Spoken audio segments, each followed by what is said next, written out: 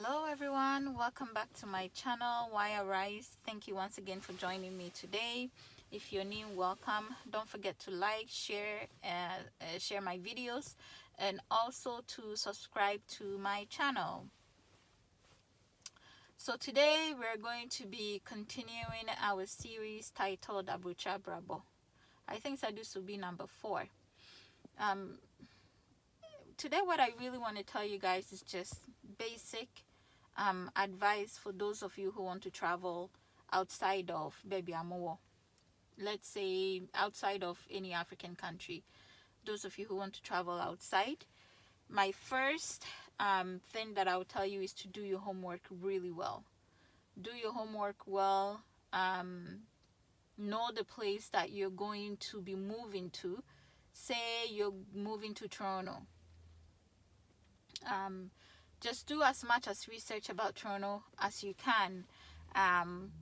Look for job prospects, and also the weather. That's a big factor as well. Weather conditions in Ontario, specifically Toronto. For example, if you plan to move to the western part of Canada, I think I'm in the west part of Canada. Yeah, if you plan to move to the western part of Canada, that part tends to be colder than the eastern part, which is Ontario, if I'm not mistaken.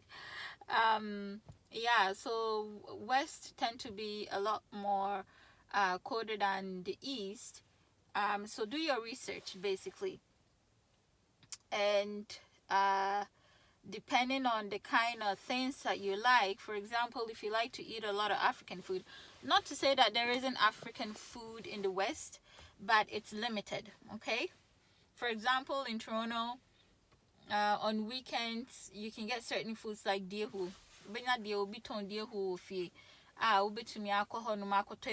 Like you can actually go to restaurants like Ghanaian restaurants, Nigerian restaurants in Toronto to eat. If you prefer more of the outing type of environment, then certainly Toronto is your type of environment, okay?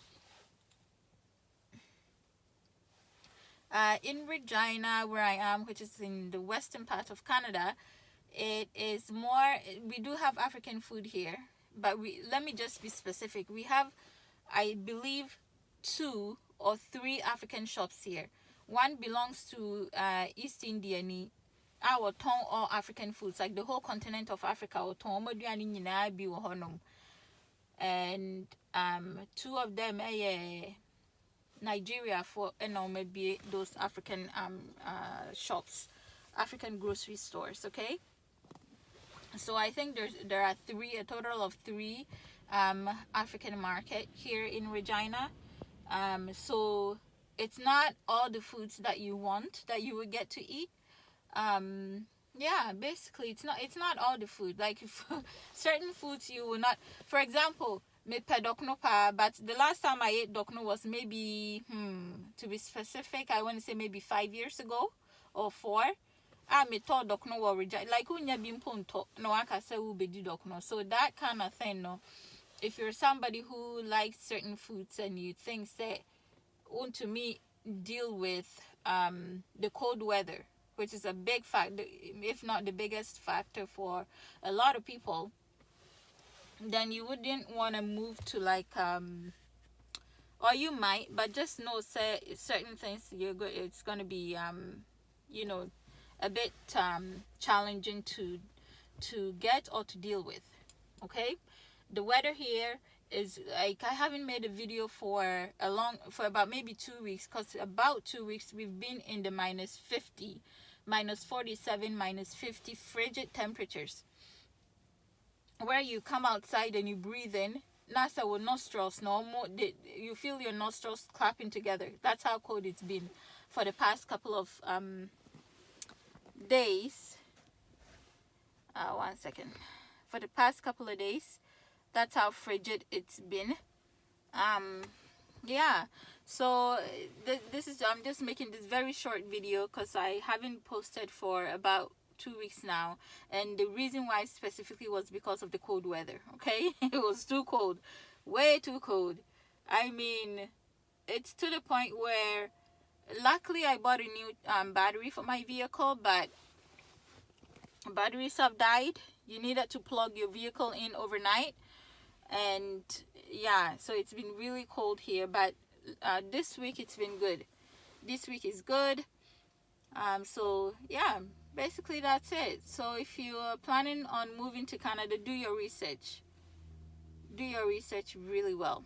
Job prospects, do your research. That's all I can say when it comes to job prospects, which is the biggest component, right? Because majority of the time we migrate to better places for better life, so to speak, right?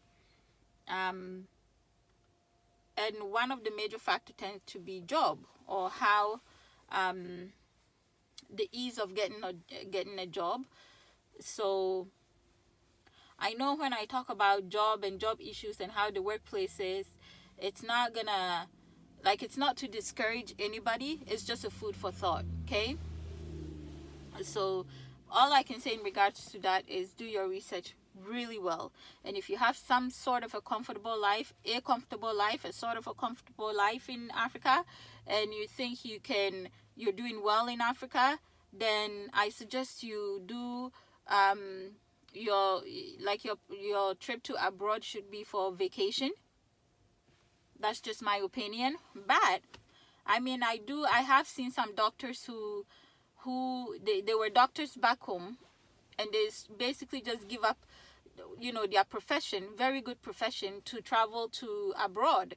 And when they get here, they end up being cleaners or working as not that there's anything wrong with a cleaner or working as a care staff, or there's anything wrong with being a care staff. It's just their vision of what they thought this abroad life would offer them, and the ease of getting their certification process into the Canadian certification.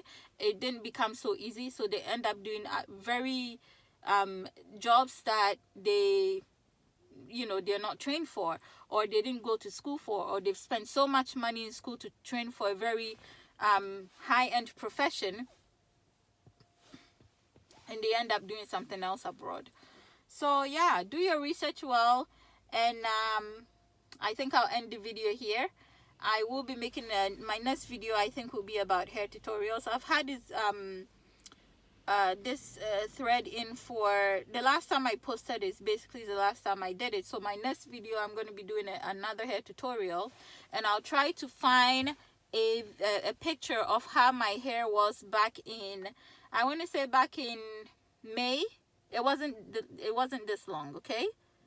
It wasn't this long. Just the threading, it's really done some amazing stuff for my hair. Threading and putting that